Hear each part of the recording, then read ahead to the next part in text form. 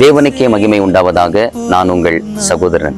இந்த உலகத்துல வாழுகிற ஒவ்வொரு தேவ பிள்ளைகளும் அவங்க வாழ்க்கையில என்ன நடந்தாலும் அதை மனதார ஏற்றுக்கொள்ளக்கூடிய மனப்பான்மை இல்லை அப்படின்னா அவங்களால சமாதானமா வாழ முடியாதுங்க. ஏன் அப்படின்னா இந்த உலகத்துல தவறு செய்யாதவர்கள் யாருமே கிடையாது. ஆனா அந்த தவறு நிமித்தமாய் வருகிறதான தண்டனைகளை ஏற்றுக்கொள்ள மனசுதான் இல்லை. அது எப்படிங்க? நாம் செய்கிற சில நல்ல காரியங்கள் நிமித்தமாக நமக்கு ஆசீர்வாதம் கிடைச்சா அது மாத்திரம் நம்ம ஏற்றுக்கொள்ளுகிறோம்.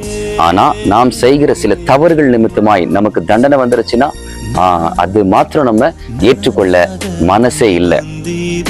யோபு 2வது அதிகாரம் 10வது வசனத்துல யோபு சொல்றாரு, தேவனுடைய கருத்துல நன்மையை பெற்றுக்கொண்ட நாம் தீமையை பெற வேண்டாமோ அப்படின்னு.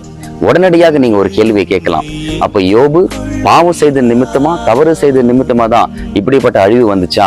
கிடையவே கிடையாதுங்க. உதட்டின் அளவுல கூட அவர் பாவம் செய்யல. ஆனா அவரே சொல்றாரு, நான் தீமையை ஏற்றுக்கொள்றேன் அப்படின்னு. அப்போ ஒருவேளை நீங்க தீமையை அனுபவித்து கொண்டிருக்கிறீங்களா? நீங்க செய்ய வேண்டியது ஒரே ஒரு காரியம், தேவ சமூகத்துல பொறுமையோடு கூட நீங்க காத்துருங்க.